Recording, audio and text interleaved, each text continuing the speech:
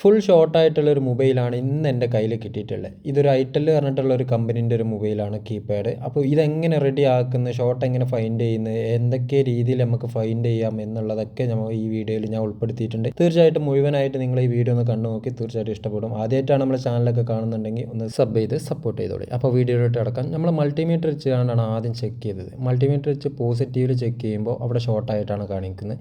നെഗറ്റീവിൽ സാധാരണ ഗ്രൗണ്ട് ആകുമ്പോൾ എന്തായാലും ബസർ അടിക്കും. അതേപോലെ 0 റീഡിംഗ് ആയിരിക്കും. അപ്പോൾ പോസിറ്റീവിൽ നമ്മൾ ചെക്ക് ചെയ്യുന്ന സമയത്തും സെയിം റീഡിംഗ് തന്നെ ആയിരിക്കും കാണിക്കുക, 0 പറഞ്ഞ്. അത് കഴിഞ്ഞ് നമ്മൾ DC സപ്ലൈയിൽ നമ്മൾ കണക്ട് ചെയ്യുന്ന സമയത്ത് ഫുൾ ഷോർട്ട് തന്നെയാണ് അതിൽ കാണിക്കുന്നത്. പിന്നെ ഈ ഭാഗത്ത് കുറച്ച് ഫംഗസും കാര്യങ്ങളൊക്കെ ഉണ്ടായിട്ടുണ്ടായിരുന്നു. അപ്പോൾ ആ ഭാഗത്തൊരു കപ്പാസിറ്ററും കൂടി ഷോർട്ട് ആയതുകൊണ്ട് നമ്മൾ എന്ത് ചെയ്തു, ആ കപ്പാസിറ്റർ ഒഴിവാക്കിയിട്ട് ഈ ഭാഗം നല്ല രീതിയിൽ ക്ലീൻ ആക്കിയിട്ട് എന്താണ് ഇനി അവിടെ ആ ഷോർട്ട് പോയിട്ടില്ല, ആ കപ്പാസിറ്ററിൻ്റെ ആണോ എന്നുള്ളത് നമുക്ക് സംശയം തീർക്കണം. അപ്പോൾ അവിടെ നല്ല രീതിയിൽ ബ്രഷ് കൊണ്ട് 530 ഒക്കെ വെച്ചിട്ടും അതേപോലെ നമ്മൾ ടിന്നറൊക്കെ വെച്ചിട്ട് നല്ല രീതിയിൽ ക്ലീൻ ചെയ്ത് അത് കഴിഞ്ഞ് ഒന്നും കൂടി നമ്മൾ ചെക്ക് ചെയ്യുന്ന സമയത്ത് ആ ഷോർട്ട് അവിടെ നിന്ന് പോയിട്ടില്ല. സെയിം വാല്യൂന് സെയിം ആ ഒരു കണ്ടീഷൻ തന്നെ ഉണ്ടായിരുന്നത്. അപ്പോൾ നമുക്ക് എന്തായാലും മനസ്സിലായി ഇത് ഒരിക്കലും ഈ ഭാഗത്തല്ല. ഈ ഷീൽഡ് മൊത്തമായിട്ട് എന്ത് ചെയ്യേണ്ടി വരും, ഒന്ന് കട്ട് ചെയ്യേണ്ടി വരും. ഈ ഷീൽഡൊക്കെ നമ്മൾ ഒഴിവാക്കിയിട്ട് നമ്മൾ ഈ ഭാഗത്ത് എവിടെയാണ് ഇതിൻ്റെ ഒരു ഹീറ്റ് വരുന്നത് എന്നുള്ളത് നമുക്ക് എന്ത് ചെയ്തു, റോസിൻ ഫ്ലക്സ് വെച്ചുകൊണ്ട് നമ്മൾ ഫുള്ളായിട്ട് അപ്ലൈ ചെയ്തു. അപ്ലൈ ചെയ്ത് കഴിഞ്ഞ ശേഷം നമ്മൾ സാധാരണ ഒരു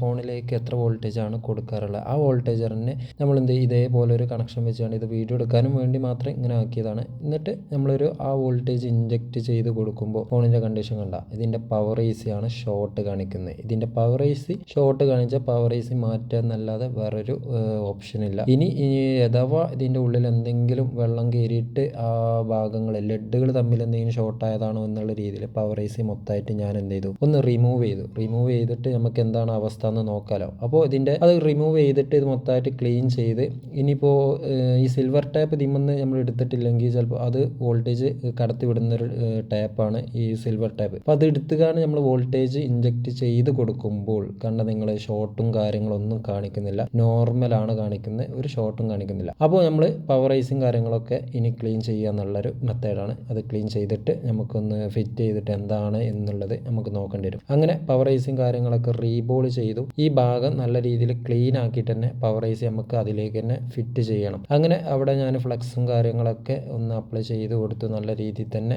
നമുക്ക് ഐസി നിൽക്കണമല്ലോ. അങ്ങനെ ഇത് ഐസിയൊക്കെ ഫിറ്റ് ചെയ്യുന്ന സമയത്തും ഐസി ഫിറ്റ് ചെയ്തിട്ട് വീണ്ടും ഷോർട്ട് തന്നെയാണ് കാണിക്കുന്നത്. അപ്പോൾ നമുക്ക് മനസ്സിലായി ഇതിൻ്റെ പവർ ഐസി പോയിട്ടുണ്ട്. പവർ ഐസി മാറില്ലാതെ വേറെ ഓപ്ഷനേ ഇല്ല. കാരണം നിങ്ങളൊരു വോൾട്ടേജ് ഇൻജെക്ട് ചെയ്ത് കൊടുക്കുമ്പോൾ ആ ഒരു ഫ്ലക്സ് അവിടെ മെൽറ്റായി പോയിട്ടുണ്ട്. അങ്ങനെ കസ്റ്റമറോട് പറഞ്ഞപ്പോൾ കസ്റ്റമർ പറഞ്ഞു വേണ്ട ചെയ്യണ്ട എന്ന് പറഞ്ഞപ്പോൾ വളരെ വിഷമമായി. ഇത്രയും 1 മണിക്കൂർ 2 മണിക്കൂറാണ് ഇതിമേ ഇരുന്നിട്ടുണ്ടായിരുന്നത്. പക്ഷേ എന്തായാലും കസ്റ്റമർ പറഞ്ഞതല്ലേ, അവരെ ഫോണാണ്, അവർ ചെയ്യണ്ട എന്ന് പറഞ്ഞു. അപ്പോൾ ഇന്നത്തെ വീഡിയോ നിങ്ങൾക്ക് ഇഷ്ടമായെന്ന് വിചാരിക്കുന്നു. അപ്പോൾ ഇതേപോലെയുള്ള വീഡിയോ ആയിട്ട് വീണ്ടും വരാം. അപ്പോൾ ഓക്കെ, ബായ്.